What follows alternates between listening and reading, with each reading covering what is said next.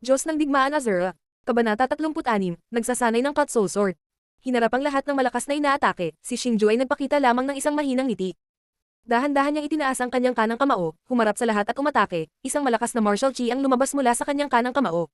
Sa napakaraming dami ng martial chi na inilabas at lumabas, nakipagugnay ito sa lahat ng umatake. Bang! May tunog ng pagsabog, lahat ng magkasanib na inatake ay madaling hinarang ni Xingju. Matapos mablock ang mga inatake, sa isang iglap ay agad na nawala ang figure ni Xingju, nang muli siyang lumitaw, nasa harap na niya ang 8 hugis na kilay na disipulong katawan, hinarap ang 8 hugis kilay na alagad na walang panlaban, si Xingju ay kumukunot ang bibig pataas, isang magandang leg swing, walang awa na hamampal sa mukha ng alagad na iyon. Puchi! Isang muffled na tunog, yung 8 na hugis kilay na disciple ay bumulaga ng dugo, tapos tumama sa pader, nangyari ito sa isang iglap, nung sumagot lahat, nakita na lang nila yung 8-shape na kilay na disciple na bumubulwak na yung subo na dugo sa sulok, puno yung mukha niya. Nang takot nang tumingin siya kay Xingju. At nang makita ng lahat ang eksenang ito, saglit silang nagulat. Na ang ilang mga disipulo na dati nang pinaalis ni Xingju, ay nakatayo lang doon, at hindi nang ahas na kumilos. Sa totoo lang, ang 8 hugis na kilay na iyon ay minamaliit si Xingju, hindi niya akalain na kayang labanan ni Xingju ang lahat ng tao na sumali sa pag-atake ng madali, at naglulunsad din ng pag-atake patungo sa kanya, kung hindi, imposible para kay Xingju na madaling talunin siya, kahit na si Xingju ay may kakilakilabot na martial skill, ngunit siya at ang disipulong iyon ay may pagkakaiba sa ranggo sa disipulong iyon. Ano? Gusto mo bang subukan ulit? Tumingon si Xingju para tingnan ang ilang disipulong iyon, at nakangiting sinabi. Na ang ilang mga disipulo ay mabilis na naunawaan ang kahulugan sa likod ng itsura ni Xingju, hindi sila nang ahas na magsalita, at nakatayo lamang doon, sa puso ay patuloy na nagmumura. Di man, ito ay parang baboy na kumakain ng tigre, bagaman kami ay sa parehong ranggo, ngunit ang kahusayan niya sa pakikipaglaban ay maihahambing sa advanced rank martial ancestor. Hoy! Ayokong mahirapan ka, humingi ng tawad sa disipulong iyon, at umalis ka kagad. Nang makitang maraming tao ang hindi nang ahas na umatake, muling kinausap ni Xingju ang 8 hugis kilay na disipulong iyon. Ikaw. Hindi ka masyadong lalayo, alam mo ba kung sino ang kapatid ko? Ang aking kapatid ay isa sa mga piling tao sa listahan na nasa ika-10 lugar na Luocheng. Nakita na ayaw sumuko ni Xingju, baka sa mukha niya ang takot, at bigla siyang sumigaw. Matapos banggitin ng disipulong iyon ng elite list na Luocheng, nagsimulang mag-usap ang mga disipulo sa paligid na nanood ng saya. Elite list, inner court strongest lineup list, na maaaring mag-okupa ng isang lugar sa listahang iyon, hindi siya isang ordinaryong tao. Mula sa 3,000 disipulo sa inner court na ito, nagawa nilang tumayo. 10 disipulo sa listahan ng mga piling tao, lahat sila ay ang tinatakot na target ng inner pavilion disciple na ito. Matapos magsalita ang 8 hugis na kilay na ang kanyang nakatatandang kapatid ay nasa elite list na Luocheng, lahat ay naalarma. Wala akong pakialam kung sino ang kapatid mo, gayon kung hindi ka humingi ng tawad, hindi ka makakapunta. Walang takot na sabi ni Xingju, galit siyang sumigaw. Tungkol sa elite list na ito, natural na narinig din ito ni Xingju. Gayunpaman, ayon sa alam ni Xingju, sa loob ng inner court na ito ay 6 na tao lamang ang nasa martial sovereign level. Ang 6 na tao na ito ay tiyak na sumangkop sa unang 6 sa listahan ng mga piling tao, para sa 4 na iba pang disipulo, ni isa man sa kanila ay martial sovereign, sa karamihan sila ay advanced rank martial master. Kung martial sovereign, natatakot din si Xingju sa kanila, pero ang advanced rank martial ancestor, hindi sila natakot ni Xingju, dahil sa lakas niya ngayon, kahit na nakaharap niya ang advanced rank martial ancestor, si Xingju ay may lakas din para labanan sila. Xingju, kalimutan mo na, kanina lang ako ang hindi nag-iingat at hindi sinasadyang nabangga sila, at hindi nag-sorry, kaya sinaktan ako ng kapwa apprentice na ito, actually kasalanan ko. Sa pagkakataong ito, nagsalita ang disipulong tinamaan.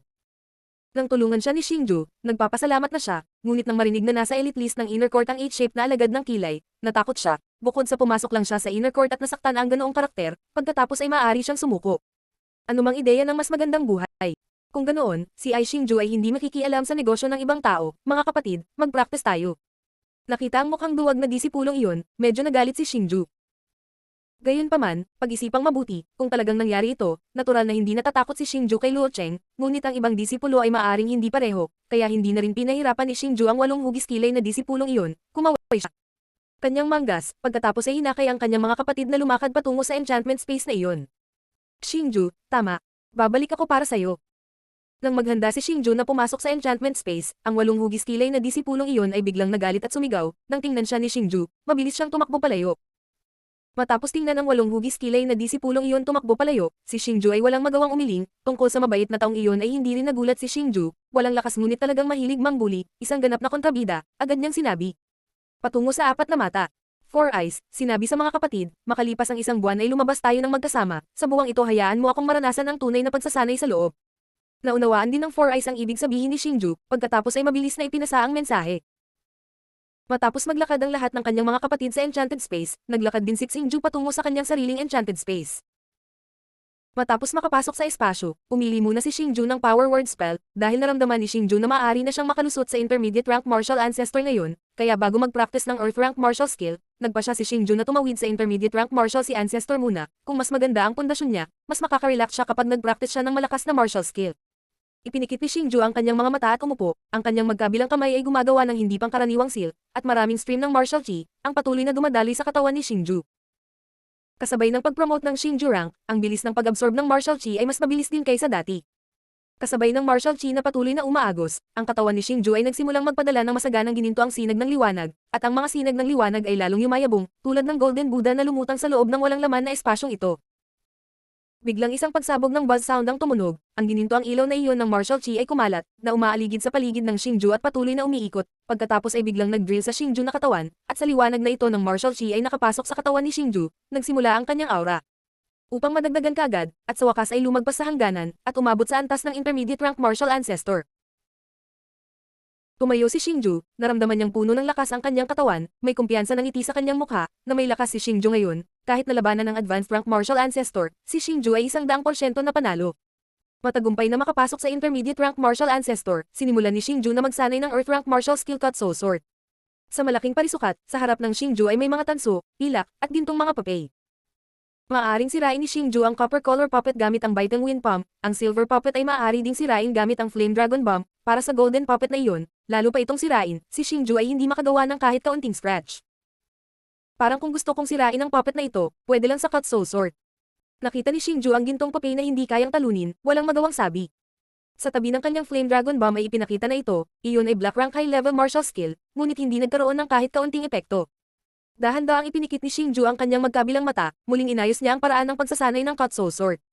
Matapos basahin ng mabuti ang paraan ng pagsasanay na ito ng Cutso Sword sa loob ng kanyang isipan, nalaman ni Xingju na ang Cutso Sword na ito ay nahahati sa dalawang kaharian.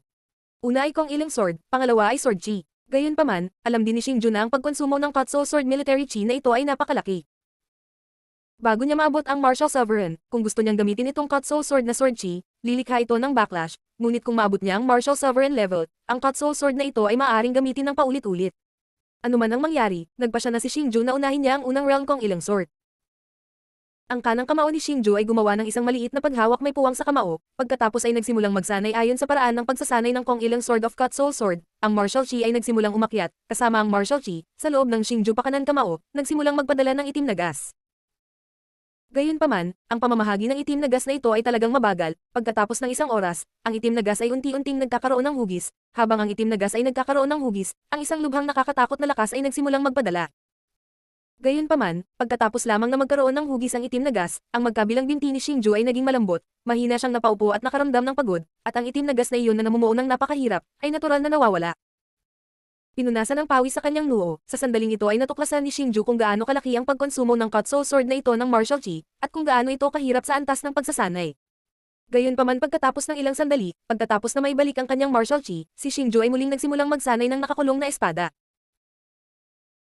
Bukod sa pagkain ay natutulog din, sa lahat ng pagkakataon si Xingju ay laging nagsasanay, bagaman pagod na pagod, ngunit tumingin sa kanyang kamay na lalong kumukuha ng itim na gas, si Xingju ay mabilis na napuno, at pagkatapos ng kalahating buwan, pagkatapos ng mahirap na pagsasanay, sa wakas ay matagumpay na nai-condense ni Xingju ang Cutso Sword sa kanyang kamay, tiningnan ng itim na Cutso Sword sa kanyang kamay, pati na rin ang apoy na umiikot sa katawan ng espada, nararamdaman ni Xingju. Gaano kasayra ang kapangyarihan ng espada na ito?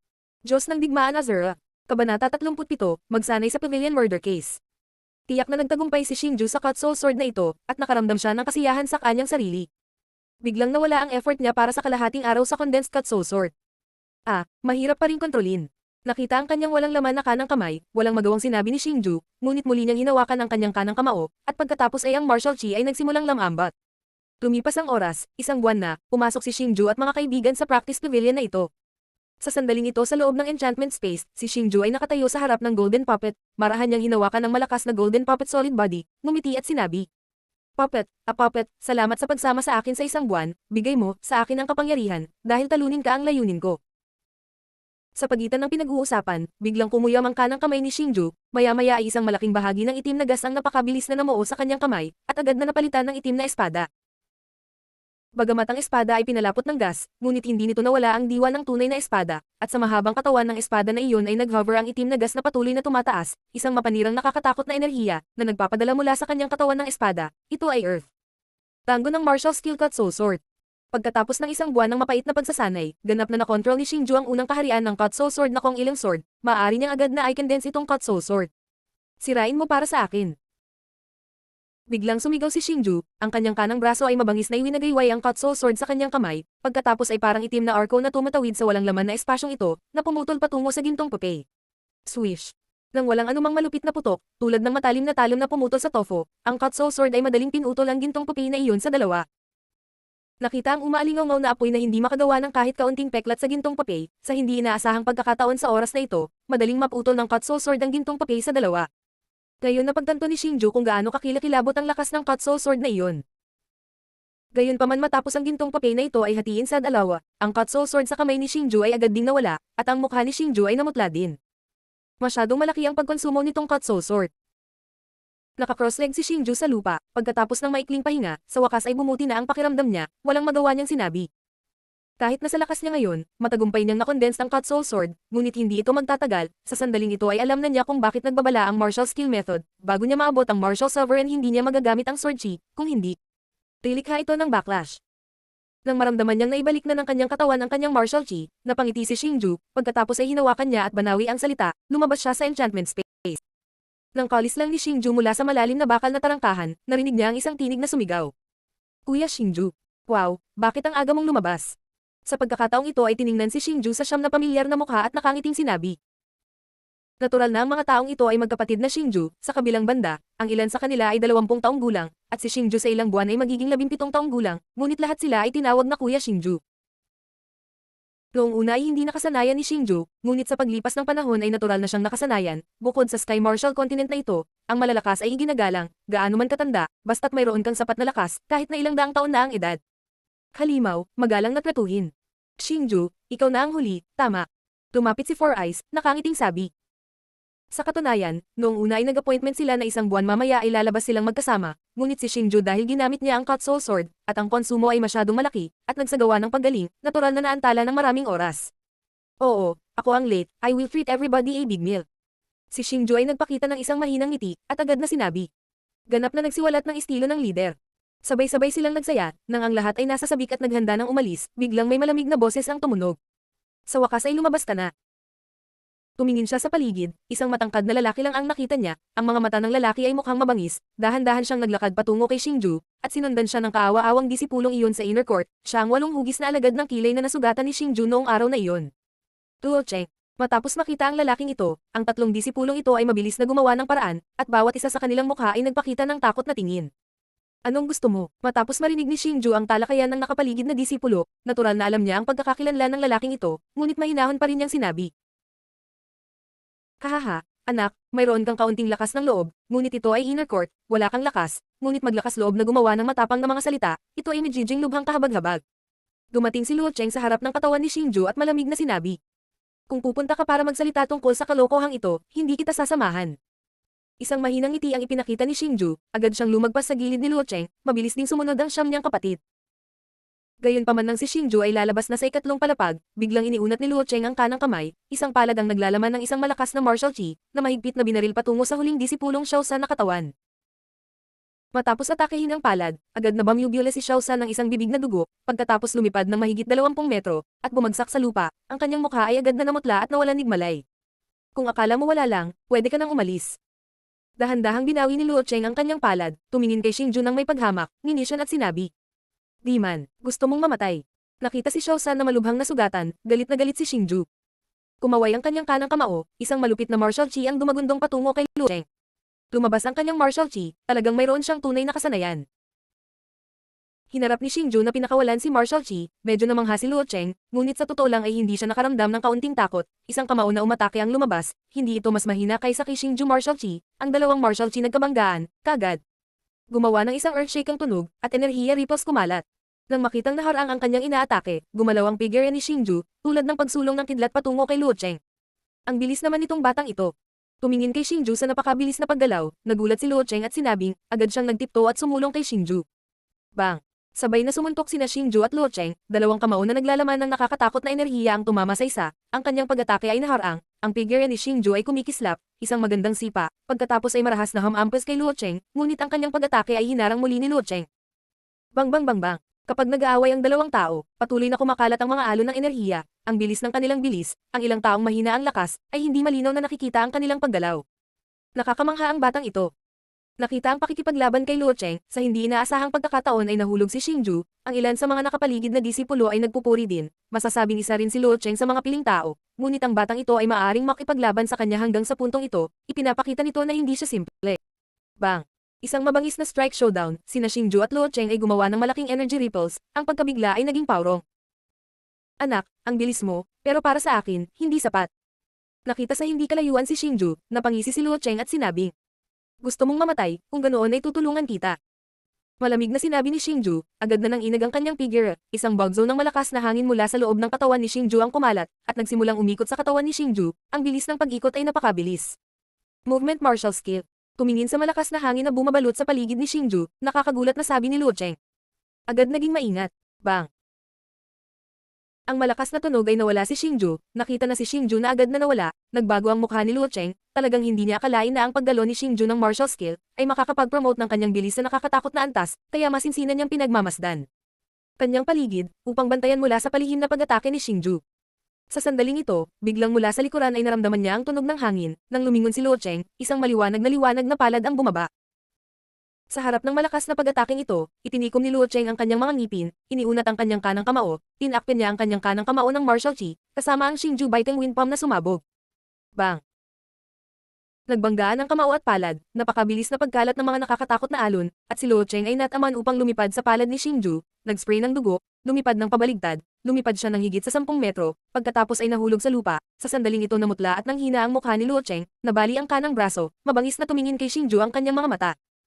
Kahit na si Luo Cheng ay malubhang nasugatan, ngunit si Xingju ay hindi huminto, ang kanyang figure ay gumalaw, at pagkatapos ay dumating sa harap ng katawan ni Luo Cheng, sinuntok niya si Luo Cheng sa dibdib, uchi na mga tumalsik na dugo, sa wakas ay hindi na nakapagpigil at nahimatay si Luo Cheng.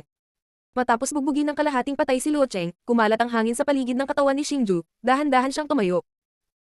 Nakita si Xingju na dahan-dahang tumayo, ang mga mata ng lahat ay puno ng takot, hindi nila maiisip na ang karaniwang bata na ito, ay kayang talunin ng elite list na si Luo Cheng. Bahagyang lumingon si Xingju, na may maningning na mga mata ay winalis niya ang mga tao sa eksena, ngunit bawat tao na natangay ng kanyang mga mata, ay hindi maiwasang umatras, ang takot sa kanilang puso, ay walang sinasabi. Sa wakas ay tumangala si Xingju sa 8 hugis kilay na disipulong iyon, ang disipulong iyon na nakita, nanginginig dahil kay Xingju, hindi siya makapagpigil at mailabas ang kanyang ihi. Mula ngayon, ang sinumang umatake sa aking kapatid, ang kanyang kalagayan ay itinuturing na magaan. Itinuro ni Xingju si Luo Cheng crotch at malamig na sinabi. Kasama ng lahat ng natatakot na mga mata, dahan-dahan siyang lumabas ng practice pavilion. Pero simula ngayon, Xinju name sa inner court, biglang tataas.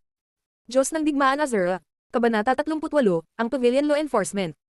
Sa pinakamalalim na inner court, mayroong isang kahanga-hanga at lubhang marangyang pangunahing bulwagan, sa pangunahing bulwagan sa lahat ng dako ay inukitan ng gintong Dragon Jade Phoenix na disenyo, na nagbibigay ng maringal na momentum, at ito rin ay nagpapakita ng ambisyon ng mayari ng bulwagan.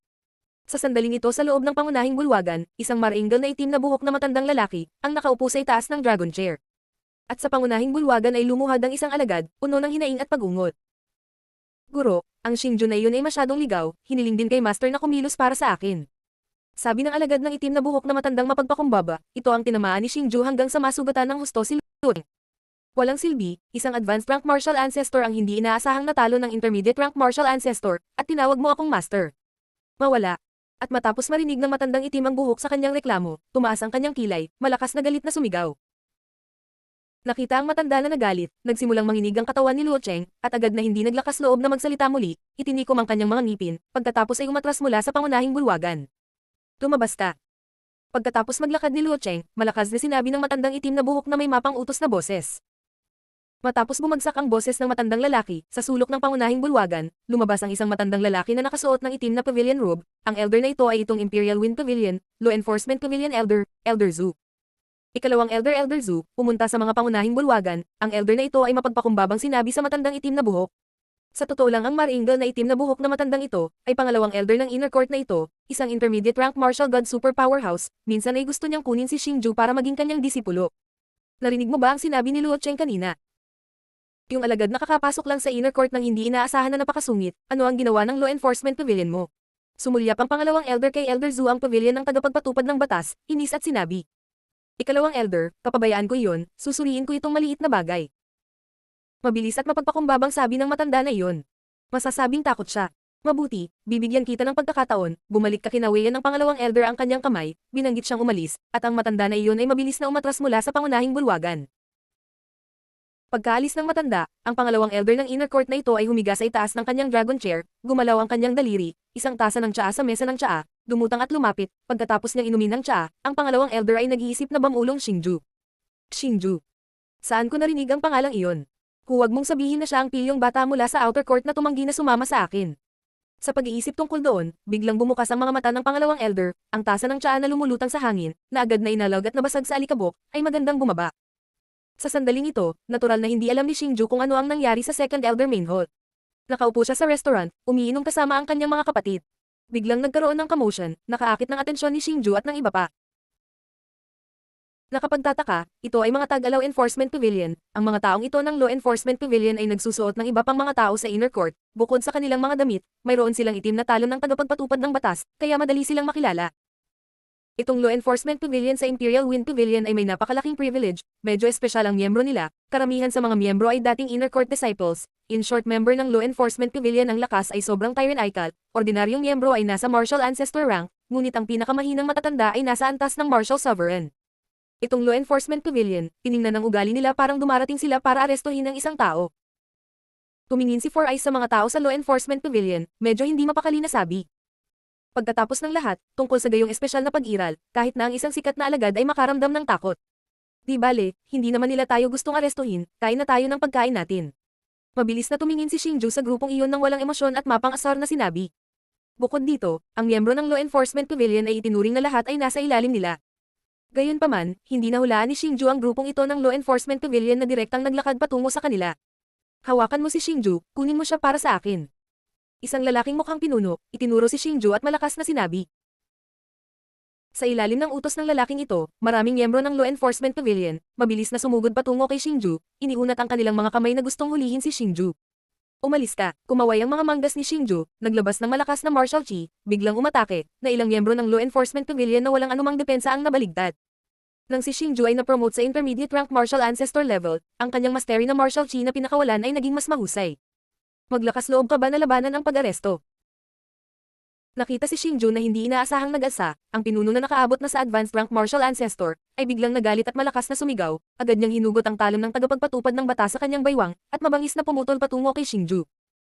Hinarap ang talon ng tagapagpatupad ng batas patungo sa kanya, hindi nabaalisa si Xingju, itinaas niya ang kanyang kaliwang kamay, pagkatapos ay direktang hinawakan ang talon ng tagapagpatupad ng batas, kasama ng martial chi infusion, pinahit niya ang kanyang pulso. Nahati ang talon ng tagapagpatupad ng batas ng pinuno sa dalawa sa harap ng mga mata ng lahat. Nakita ang eksenang ito, natakot ang pinunong iyon, ang talon ng tagapagpatupad ng batas na ito ay hinagis ng libong taon na malalim na bakal, pagkatapos dumaan sa isang espesyal na pagpipino, masasabing napakatatag. Ngunit hindi niya akalain, ang napakatalon na talon ng tagapagpatupad ng batas na ito ay madaling nabali ni Xingju, mula rito ay makikita na ang lakas na Xingju ay talagang mas mataas sa kanya, kaya hindi niya maiwasang umatras at kinakabahang sinabi. Ikaw. Anong ako? Hindi ko maintindihan ang sinabi mo, ikaw ba ang leader nitong law enforcement group? Nakita ni Xingju ang takot na mukha ng pinuno na iyon, nang hihinayang sinabi. Mabait na bata, matigas ang ulo mong alagad, pinanood ka nitong matandang pinarusahan. Biglang kumalat ang isang boses ng matandang lalaki mula sa karamihan, tumingin lamang ang isang matandang lalaki na dahan-dahang lumabas mula sa karamihan, siya ang matanda na nakipag-usap sa pangalawang elder sa pangunahing bulwagan. Isang intermediate rank martial sovereign. Elder Zhu matapos makitang lumitaw ang matandang ito, magalang na sinabi ng mga miyembro ng grupong tagapagpatupad ng batas. Oh, sabi mo matigas ang ulo ko, hinuli mo ng walang dahilan, pero hindi mo rin ako pinayagan. Bagamat nararamdaman niya ang lakas ng elder na ito, ngunit hindi talaga natakot si Xingju, dahil hindi niya maisip kung anong pagkakamali ang nagawa niya. Anong matalino at magaling magsalita na bata, kung hindi kita bibigyan ng leksyon, hindi mo malalaman ang pamamaraan ko sa law enforcement pavilion. Ang elder na ito ay hindi nakipag-usap ng walang kaparlakan kay Xingju, ang kanyang kanang braso ay kumaway, isang malupit na martial chi na sumulong kay Xingju at sa iba pa. Sa harap ng malupit na martial chi na ito, maaaring umiwas si Xingju, ngunit itinuring niya ang kanyang mga kapatid na sa likod ng kanyang katawan, pinilit ni Xingju na labanan ang welga na iyon. Hinawakan ni Xingju ang kanang kamao, tinakpan ng gintong martial chi ang kanyang kanang kamao, agad na nakipag-ugnayan sa marahas na martial chi na iyon. Ang mabibigat na kamao at martial chi ay nagsagupaan, at pagkatapos ay ang nakakatakot na mga alon ng enerhiya ay agad na sumabog. Gayunpaman, hindi lang siya ang nakakatandang kalaban. Kahit na maaari niyang harangan ang pag-atake na iyon, ngunit ang resulta ng vibration ay nagbigay sa kanya ng panloob na pinsala, pagkatapos ay mula sa kanyang bibig ang dugo, dahan-daang nagsimulang umagos palabas. Di man, pilitin na panasan ang dugo sa kanyang bibig, sabi ni Xingju. Anak, may kakayahan ka, sa hindi inaasahang pagkakataon ay maarang mo ang aking welga. Nakita si Xingju sa ilalim ng kanyang welga, nakatanggap lamang ng bahagyang pinsala sa loob, hindi maiwasan ng elder na ito na humanga sa kanya. Ba, cut the crap, ang lakas ng loob mong patayin ako, kung hindi, ibabalik ko ito sa iyo. Patungkol sa papuri ni Elder Zhu, talagang hindi ito tinanggap ni Xingju, at sinabing may paghamak. Mabuti, ngayong araw na ito ay tatalunan ka ng matandang ito hanggang kalahating patay, makikita ko kung gaano ka nag-aatubili na umamin ng pagkakamali humarap kay Xingju, malungkot din ang mukha ni Elder Zhu, agad na iwinagayway ang kanyang malalaking manggas, pagkatapos ay muling inatake si Xingju. Gayunpaman sa pagkakataong ito ay hindi na umupo si Xingju, kasama ang marahas na sigaw, ang kanyang katawan ay binalot ng napakabilis na umiikot na malakas na hangin, sa isang iglap ay nawala ang kanyang figure. Storm Wind Technique. Matapos makita ang malakas na hangin sa katawan ni Xingju, matutukoy din ito ni Elder Zhu, ito ang kanyang Imperial Wind Pavilion movement na martial skill, ngunit hindi niya maisip ang high-level martial skill na ito, natutunan ito ni Xingju kung saan, at least sa loob nitong inner court, walang ganoong martial skill. Gayunpaman matapos makitang nawala si Xingju, hindi kinabahan ng elder na ito, nagsimulang kumalat ang kanang kamay, nagsimulang magtipon ng isang malupit na martial chi. Agad na lumingon ang isang figure, pumunta sa likod ng kanyang katawan at sumampal, at ang palad na ito ay tumama sa dibdib ni Xingju. Si Xingju ay parang isang saranggola ng putol na linya, pagkaraang tamaan ng 10 metro ang layo, bumagsak lamang ito ng husto sa lupa. Ubo-ubo-ubo kasabay ng pag-spray ng bibig na dugo, ang mukha ni Xingju na puno ng kawalan ng paniwala ay tumingin kay Elder Zhu na dahan-daang lumapit sa kanya, hindi niya maisip kung paano madaling makita ang kanyang Storm Wind Technique. Anak, huwag mong isipin na ikaw lang ang makakagamit ng Storm Wind Technique na ito. Mukhang nakita niya ang iniisip ni Xingju, tumawa si Elder Zhu at sinabi. Malumanay na pumunta sa harap ng katawan ni Xingju, matapos makita si Xingju na mapatla ang mukha, na may panunuya ay nagsabi. Paano ito? Handa ka bang sundan ako, o gusto mong bugbugin ako hanggang kalahating patay dito? Hinahamon kitang patayin ako. Walang takot na dinuraan ni Xingju ang tela ng pavilion ni Elder Zhu. Maliit na bastos niligawan mo si kamatayan. Nakita si Xingju na sa hindi inaasahang pagkakataon ay napakatigas ng ulo, si Elder Zhu sa wakas ay nagalit, ang kanang kamay ay agad na kumaway, isang mas malakas na lakas kaysa sa halos tumama kay Xingju. Bang! Pagkatapos ng isang malupit na tunog, nagulat ang lahat nang makitang hindi talaga tinamaan si Xingju. Nataranta ang lahat, biglang tumunog ang magandang boses na parang wind chimes, umalangaw talaga sa restaurant na ito. Kuya Zhu, maniwala ka man o hindi kung pinatay mo siya, papatayin kita. Diyos ng digmaan Azura. Kabanata 39, inihayag. Nagulat ang lahat sa biglaang boses na iyon, nakakita ng isang tao na nakasuot ng gintong pavilion na damit, tulad ng isang anghel na bumaba sa lupa ng isang napakagandang dalaga, dahan-dahang naglakad patungo sa direksyon ni na Xingju at Elder Zhu, at nang tingnan ng lahat ang babaeng ito, ang kanilang mukha ay biglang naging kabado. Dahil sa loob ng inner court na ito, walang nakakaalam ng Golden Pavilion robe, sinasagisag nito itong Imperial Wind Pavilion, pangunahing pavilion na disipulo na mayroon lamang daan-daang disipulo. Walang sino man ang hindi nakakakilala sa batang babae na ito, ang babaeng ito ay numero 1 kagandahan sa Imperial Wind Pavilion, para siyang santo sa loob ng puso ng lahat ng alagad na si Li Xiaohan. Nang lumitaw si Li Xiaohan, ang lahat ng mga alagad na lalaki ay nagsimulang mag-nosebleed, makikita kung gaano karaming mga tao na hindi nasusuklian ang nagmamahal sa kanya. Ang hindi maintindihan ng karamihan sa mga tao ay, kung bakit ang banal na babaeng Imperial Wind Pavilion tulad ni Li Xiaohan ay tumulong kay Xingju. Si Li Xiaohan na naninirahan ng matagal sa main court, ano ang relasyon niya sa kawawang batang ito na nanggaling sa outer court? Ngunit nang hulaan na ng lahat, ang ilang salita ni Xingju ay talagang tumama sa kanila hanggang sa pinakamababa. Ang namumutlang mukha ni Xingju, pagkatapos makitang lumitaw si Li Xiaohan, agad na muling namula, pinay kitang magkabilang mata at palapit kay Li Xiaohan ng malakas na sinabi. Asawa Xiaohan, puntahan mo ako. Puchi. Ang mga salitang ito, halos mag-spray ng subo na dugo ang lahat, akala ba nila pagod na ang batang ito sa buhay. Sa hindi inaasahang pagkakataon ay naglakas loob siyang tawagan si Li Xiaohan na asawa. Sa loob ng Imperial Wind Pavilion na ito, siya ang unang naglakas loob na tumawag dito. Masisiguro kong patay na ang batang ito. Bukod pa rito, sa hindi inaasahang pagkakataon ng isang disipulo ay gumawa ng garantiyang mga salita patungo sa mga nakapaligid na disipulo. Ngunit ang mas nakakagulat ay, sa harap ng Xingju na labis na mapangahas na tawag, si Li Xiaohan ay hindi lamang hindi nagalit, sa halip ay malumanay ng ngumiti at magalang na sinabi. Brother Xingju, hindi ako nahuli, tama ba? Kung ang mga salita ni Xingju ay talagang tumama sa kanila hanggang sa pinakamababa, kung gayon ang mga salita ni Li Xiaohan ay ginawa lamang silang mapunta sa impyerno. Huwag sabihin sa kanila, maging si Xingju na biglang nakipagkita kay Li Xiaohan ay nasa sabik. Sa totoo lang, dahil nakita niya si Li Xiaohan at sobrang nasasabik, pagkatapos ay lumakas at tinawag siya, pagkatapos tumawag, pinagsisihan niya ito.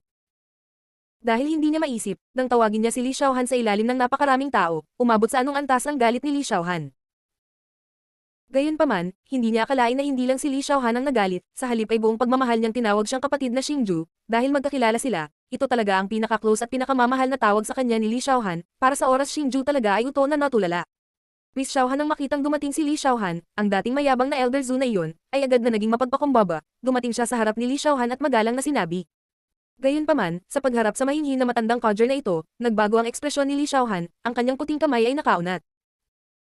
Ang puting kamay na naglalaman ng malakas na martial chi, nang walang babala at napakabilis na bilis ay lumitaw sa harap ng katawan ni Elder Zhu, nang mapagtanto ni Elder Zhu, ang puting kamay na iyon ay tumamana sa kanyang dibdib.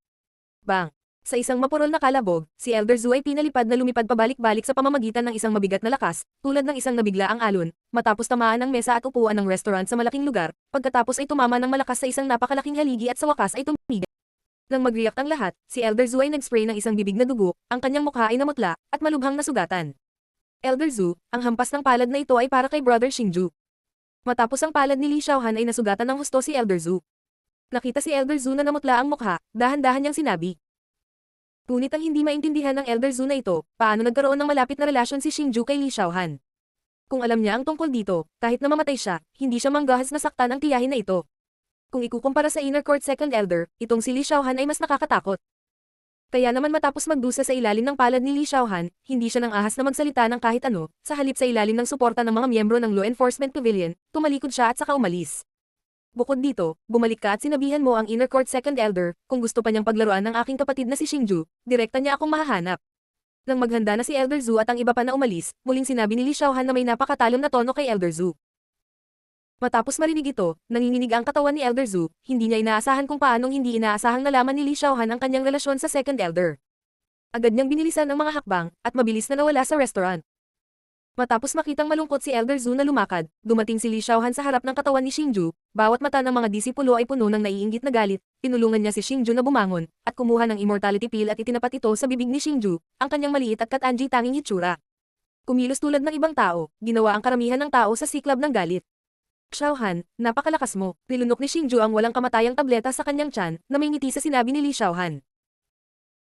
Mula noong nakipag-away siya kay Elder Zhu, alam niya kung gaano kabanggas ang Elder Zhu na iyon, ngunit ang malupit na Elder Zhu na iyon, sa hindi inaasahang pagkakataon sa ilalim ng kamay ni Li Xiaohan na hindi makalakad, makikita na ang lakas ni Li Xiaohan ay hindi gaanong simple sa ibabaw. Magiliw na ngumiti si Li Xiaohan, at hindi sinagot si Xingju, sa sandaling ito ay tumingin siya sa mga disipulo na hindi pa nagising mula sa pagkagulat, at malakas na sinabi.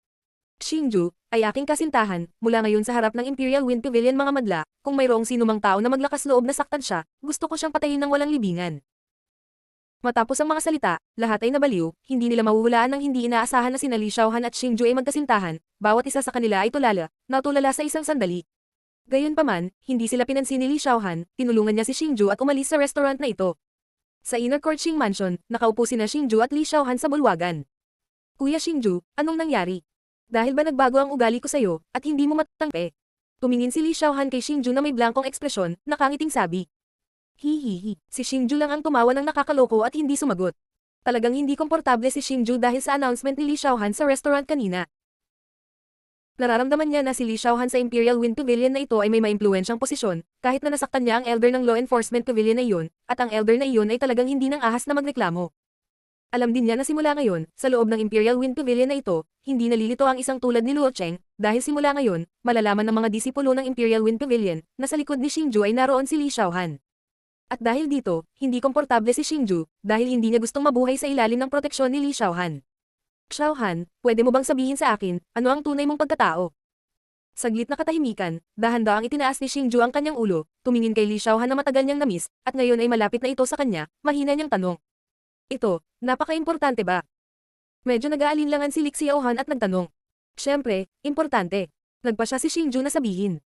Okay, nakita ang ugali ni Xingju, si Li Xiaohan na mataas ang ilong, pagkatapos tumingin ng mabilis kay Xingju, dahan-dahan niyang sinabi.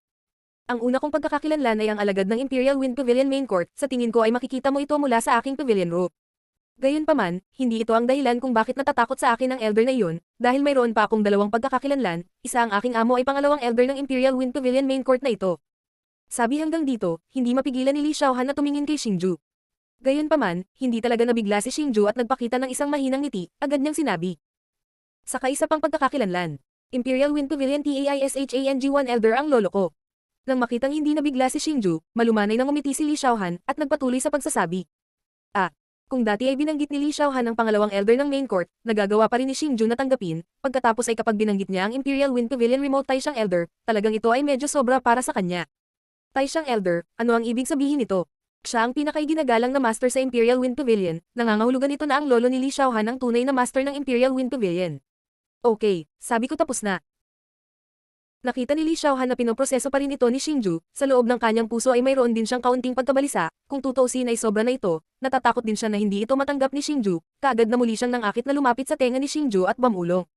Sa totoo lang, ano ang gusto mong malaman kung bakit kita gustong maging kasintahan? Puff. Tanong ni Li Xiaohan, agad na tumalsik ang prutas na inilagay ni Xingju sa kanyang bibig, mabilis niyang pinunasan ang bibig, medyo hindi komportable na tumingin kay Li Xiaohan, dahil to the point talaga ang tanong ni Li Xiaohan. Sa simula pa lang ay nahulaan na ni Xingju na ang pagkakakilanlan ni Li Xiaohan ay talagang pambihira, kaya sa kabila ng katotohanan na si Li Xiaohan ay Imperial Wind Pavilion Remote Taishan Elder na apo, ito ay medyo hindi inaasahan, ngunit maaari ding tanggapin. Ngunit bakit hindi maintindihan ni Xingju, depende sa pagkakakilanlan ni Li Xiaohan, bakit siya? Dahil kaya sa potensyal niya. Halika, noong una tayong nagkita, si Xingju ay preliminary rank martial ancestor, kasama ang mga pangunahing disipulo ng pavilion sa paligid ng Li Xiaohan, kumpara sa mga walang katulad na talentong ito ng Imperial Wind Empire, siya ay walang kabuluhan. Alam ko na. Matapos makita si Xingju na tahimik na naaprubahan, si Li Xiaohan ay nakanguso, hindi nagustuhan, pagkatapos ay tumayo at lumakad patungo sa labas ng pangunahing bulwagan. Pagharap kay Li Xiaohan na tumalikod at naglakad palayo, hindi talaga alam ni Xingju ang gagawin, may gusto siyang ipaliwanag, ngunit hindi niya alam kung paano ito ipapaliwanag. Malinaw na si Xingju ay nasa ilalim ng impresyon na si Li Xiaohan ay dapat nagalit sa kanya, kaya siya ay lumayo. Nang dumating si Li Xiaohan sa entrance ng main hall, bigla siyang huminto, at lumingon kay Xingju at seryosong nagsabi. Maniwala ka man o hindi, noong una kitang makita, nahulog na ako sa iyo. Pagkatapos sabihin ng mga salitang iyon, hindi tumingin si Li Xiaohan kay Xingju, at agad na lumabas ng Xing Mansion. Tumingin kay Li Xiaohan sa likod na unti-unting lumayo, pagkaraan ng mahabang panahon, sa mukha ni Xingju ay lumitaw ang isang masayang ngiti, at tahimik na nagsabi. Naniniwala ako. Diyos ng Digmaan Azura. Kabanata 40, paalala. 6 na buwan na, mula nang ipahayag ni Li Xiaohan ang kanyang relasyon kay Xingju, sa mga araw na ito ay madalas na bumisita si Li Xiaohan kay Xingju, ngunit sa tuwing mananatili lamang siya saglit, pagkatapos ay mabilis na umalis. Tungkol sa sitwasyong ito, naiintindihan din ni Xingju, nakita lang ng tagalabas si Li Xiaohan na hindi pangkaraniwang talento, at ang kanyang malakas na lakas. Gayunpaman, walang nakakita na sa ilalim ng kanyang malakas na lakas, binayaran niya ito ng masipag. Kahit na sa bawat oras na pagpupulong ay hindi mahaba, gayunpaman pagkatapos ng kalahating taon, ang dalawang tao na damdamin din makakuha ng mas mahusay, kahit na mukhang isang batang magkasintahan. Sa sandaling sinamantala ni Xingju si Li Xiaohan nang hindi ito nakatingin, lihim niyang hinalikan ng mukha nito, gayunpaman, binalaan lamang ni Li Xiaohan si Xingju na hindi na siya pinapayagang gawin iyon muli sa susunod, ngunit sa loob ng kanyang init ay alam talaga ni Xingju, ito ay ang pagsang-ayon ni Li Xiaohan, kung hindi dahil sa lakas ni Li Xiaohan, paano nakawin ni Xingju ang halik na iyon. Sa nakalipas na 6 na buwan, marahil dahil sa proteksyon ni Li Xiaohan, sa loob ng inner court na ito ay walang tumingin kay Xingju para sa problema, natural na kasama dito ang inner court second elder, umaasa sa relasyon ni Xingju, walang sino man ang naglakas loob na pukawin ng grupo ng magkakapatid na Xingju, gayunpaman hindi talaga nasisiyahan si Xingju sa madali at komportableng araw na ito. Dahil alam niya na ang madali at komportableng buhay na ito, ay ganap na nakuha sa ilalim ng kapangyarihan ni Li Xiaohan, at hindi ito ang gusto niya, kaya sa mga araw na ito si Xingju ay maingat na nagsasanay sa pag-iisa. Napakalinaw ng layunin ni Xingju, iyon ay naabot sa lalong madaling panahon sa Martial Sovereign, dahil sa antas lamang na iyon, maaari siyang makipagkompetensya sa elite list na unang posisyon ng inner court na ito, at kung maabot lamang ang posisyon na iyon, maaari itong isaalang-alang na pumasa siya at maaaring sumali sa main court. At hanggat maaari siyang sumali sa main pavilion, ganap niyang maalis ang anino ni Li Xiaohan, at maaaring maging isang lalaking may mataas na paggalang.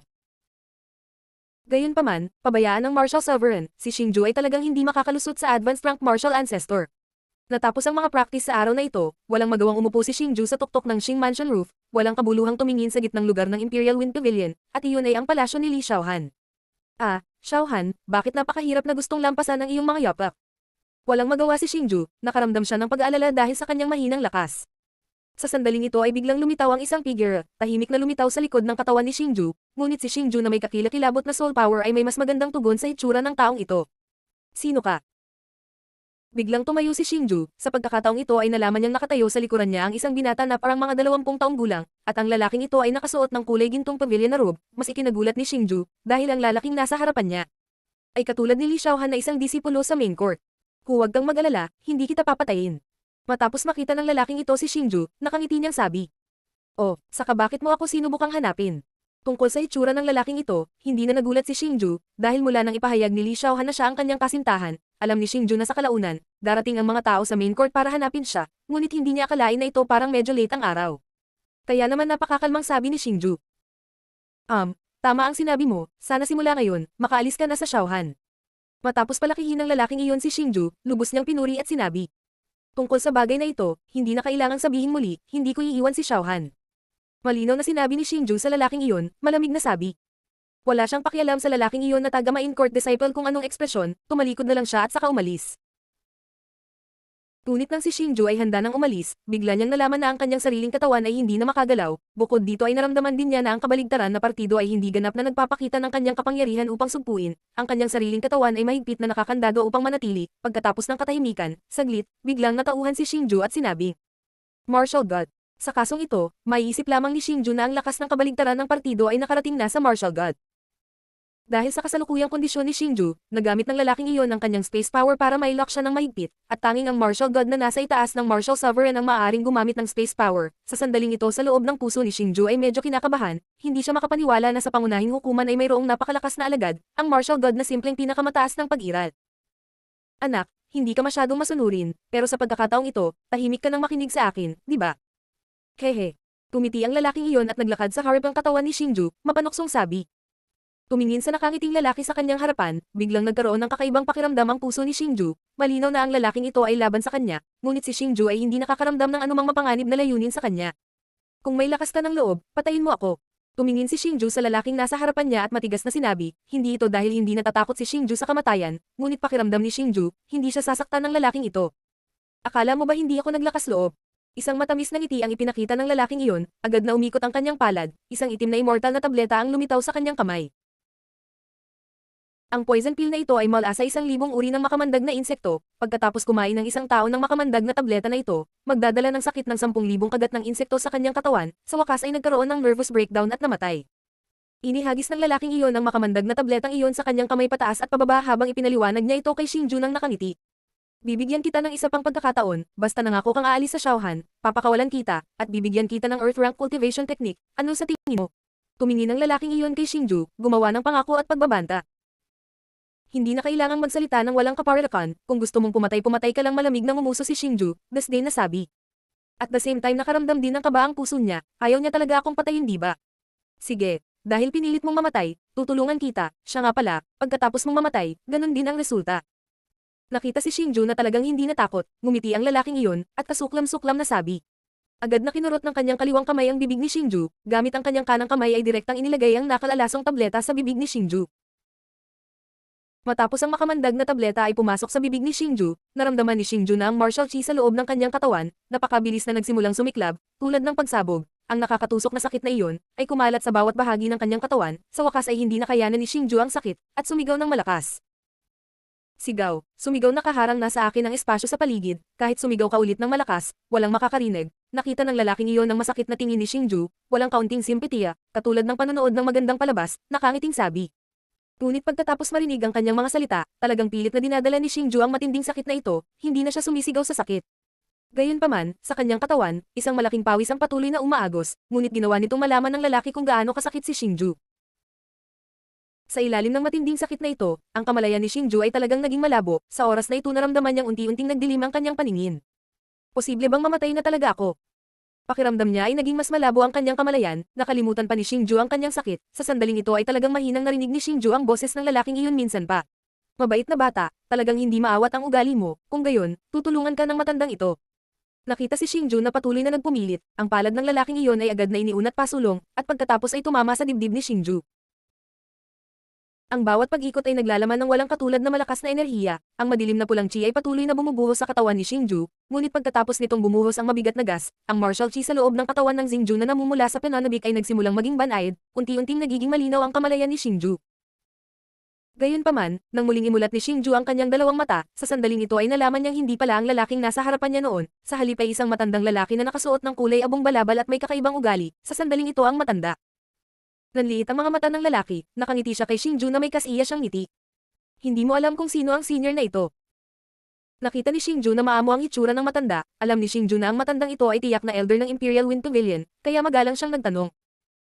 Hahaha, bata, ako ang amo ni Li Xiaohan, sinasabi mo kung sino ako. Ang matanda na hinahaplos ang sariling balbas, ngumiti pabalik. Main Court Second Elder, matapos marinig ang mga salita ng matanda, mabilis na lumuhad si Xingju, at magalang na sinabi. Natural na alam ng master ni Li Xiaohan, si Xingju na siya itong Imperial Wind Pavilion Main Court Second Elder. Sige, hindi naman kailangang masyadong magalang. Kumaway ang manggas na matandang lalaki, at tinulungang tumayo si Xingju. Hindi kaya ikaw ang umatake sa akin kanina lang. Nang maramdaman niyang muli ang aura ng matandang lalaki, kahit papaano ay hindi siguradong nagtanong si Xingju. Oo, ako ang umatake sa iyo kanina. Mukhang naiintindihan ng pangalawang elder ang ibig sabihin ni Xingju, nakangiting sagot nito. Bata, qualified ka bilang boyfriend ng Xiaohan ko. Matapos sukatin ng matanda si Xingju na may ngiti, muli niyang sinabi. Sa oras na ito napagtanto din ni Xingju, ito pala ay pagsubok lamang mula sa pangalawang elder na ito para kay Xingju, kahit papaano ay nakaramdam siya ng ayaw at sinabi. Ikalawang elder, kung gusto mong subukan ang mga salita ng disipulong ito ay hindi kailangang maging napakalupit, ang sakit na dala ng lason, ay hindi biro. Oh, bata, hindi pa rin nakontento, ngayon nararamdaman mo ang iyong lakas sa anong antas. At malamig na tinitigan ng matanda si Xingju, at sinabi ang mga salita. Matapos marinig ang mga salita ng pangalawang elder, mabilis na naramdaman ni Xingju ang martial chi sa loob ng kanyang katawan, at tuwang-tuwang sinabi. Maraming salamat pangalawang elder. Dahil sa sandaling ito ay nalaman ni Xingju na ang advanced rank martial ancestor na hindi niya nalampasan, sa hindi inaasahang pagkakataon ngayon ay matagumpay siyang nakapasok, hindi na ito kailangang mag-isip ng husto, tiyak na ito ang obra maestra ng pangalawang elder.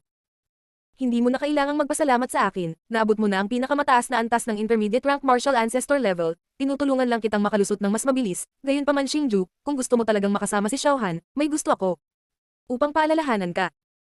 Ang pangalawang elder na nakangiting mukha ay biglang nawala, seryosong sinabi kay Xingju.